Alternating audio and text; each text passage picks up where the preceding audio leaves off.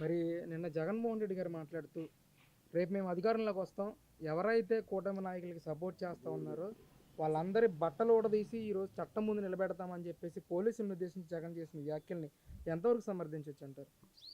ఎంతవరకు అంటేనండి, జగన్మోహన్ రెడ్డి గారు ప్రెస్టేషన్లో ఉండారు, ఇంకో రకంగా ఉండారో కానీ ఎవరు బట్టలు ఇప్పదెత్తావయ్యా?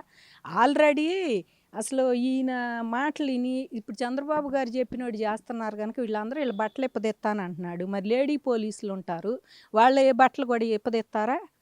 వాళ్ళవి కూడా ఇప్పదెత్తావా నువ్వు? ఇయ్యాను నువ్వు అనే మాటలు అసలు బట్టలు ఇప్పది మాట్లాడితే బట్టలు ఇప్పదెత్తా మీ పార్టీలో ఉండే ఒక ఆయన పోలీస్ యూనిఫామ్లో నుంచి మీ రాజకీయాల్లోకి వచ్చి శాంతం అసలు ఇప్పే కూర్చొని వైరల్ చేశాడు ఒక వీడియో ఒకటి పెట్టి జనాన్ని చూడమని చెప్పేసి. అలాంటిది నువ్వు ఇంకా బట్టలు ఇప్పది ఎవరు బట్టలు ఇప్పదెత్తావు?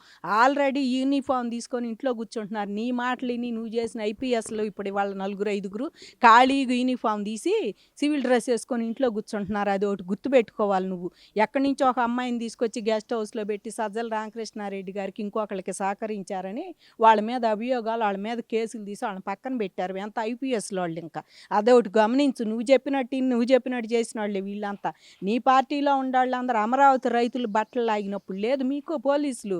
అప్పుడు వాళ్ళు ఎంకరేజ్ చేసే వాళ్ళని చెయ్యండి మీ ఇష్టం వచ్చినట్టు అంటే ఇక్కడ నుంచుంటే అక్కడ దా లాక్కుపోయారు. చీర బర్రం చినిపోయి మా చెవులు లాగి మా జాకెట్లు లాగి ఎక్కడ పడితే అక్కడ చేతులు వేసి మమ్మల్ని లాగి పీకి చేసినప్పుడు నిజంగానే నువ్వు చెప్పినట్టు చేశారు వాళ్ళు. ఆ రోజు మేమేం చేయలేం, నిరసన చేసాం మేము అంతే. నిరసన నీ ఫ్లెక్సీ మీద ఒక్క మరక కూడా పడకుండా మేము 1632 రోజులు నిరసన చేస్తే మమ్మల్ని ఆ రకంగా రప్పాడిచ్చావు పోలీసుల చేత. ఇవాళ పోలీసులు నీకేం సహకరించలేదు, నీకు పోలీసులు ఏం సహకరించలేదు, నీకు ఇంకా హారతులు పట్టలేదా వస్తే? హారతులు పట్టలేదు, నీ ఇష్టం వచ్చినట్టు చేయలేదు. మీ వాళ్ళందరిని అరెస్ట్ చేస్తున్నారని ఇప్పుడు ఈయన అంటాం. వాళ్ళు అరెస్ట్ చేయమంటే వీళ్ళని అరెస్ట్ చేస్తున్నారని అంటాం. నిన్ను అరెస్ట్ చేయటం లేదనే నీకు కూడా ఉంది రోజులు. ఏం తొందరపడ బాగా సుందరవాదన. నువ్వు కూడా ఉండవు తొందరలోనే. దాంట్లో లిస్టులో 36 కేసులు ముడ్డి కింద పెట్టుకున్నావు. ఇంకా సిగ్గు లేకుండా నేను పోలీసులు బట్టలు పడది ఎక్కడికి పోయిన ఇదే మాట. నేను ఆయన పోయిన పని ఏంది అసలు? అక్కడ రాప్తాడుకి ఆయన పోయిన పని ఏంది? ఆ పని అసలు ఆ మాట ఒకటన్నా చెప్పాడండి వాళ్ళని ఓదార్చడానికి? బేడ పలానా ఆయన చచ్చిపోయాడమ్మా, నేను ఓదార్చడానికి వచ్చానని అసలు వాళ్ళ మాట ఎత్తాడు ఒక మాట అన్నా? ఎంతసేపటికి బయటకు వచ్చి వాళ్ళందంతా వీళ్ళందంతా చంద్రబాబు నాయుడు ఎట చేశాడు పోలీసులంతా. నువ్వు ఒక మాజీ ముఖ్యమంత్రిగా చేసావు, నువ్వు ఒక పార్టీ ప్రెసిడెంట్వి. అసలు నువ్వు మాట్లాడే మాటలేని నీకు సెన్స్ ఉంటే ఎవడన్నా మాట్లాడతాడట ఓ మాజీ ముఖ్యమంత్రి? లేకుంటే ఇట్లా ఈ రకంగా బట్టలు ఏడ తీసుకొడతా? ఎవరిని బట్టలు? ఇదే పని మీ పార్టీలో ఉండేవాళ్ళు బట్టలు తీసుకొని కూర్చోటమే. నువ్వు అందరినీ బట్టలు తీసుకొడతామే. ఎవరిని కొడతా? ఆడ పోలీసులకు కూడా కోపం వచ్చి వాళ్ళు ఏదన్నా అంటే అన్నారని అంటారు కానీ వీళ్ళు ఎవరిని కొడతాడని బట్టలు తీసి బోల్డ్ మంది ఉండారు. ఐపీఎస్ లేడీస్ ఉండారు, పోలీసులు చిన్న కాంచి పై స్థాయి దాకా ఉండారు ఆడవాళ్ళు. వాళ్ళు ఎవరిని కొడతా నువ్వు బట్టలు తీసి? నీకు నిన్న 1100 మందిని పోలీస్ సెక్యూరిటీని పంపించామని చెబుతున్నారు వాళ్ళు.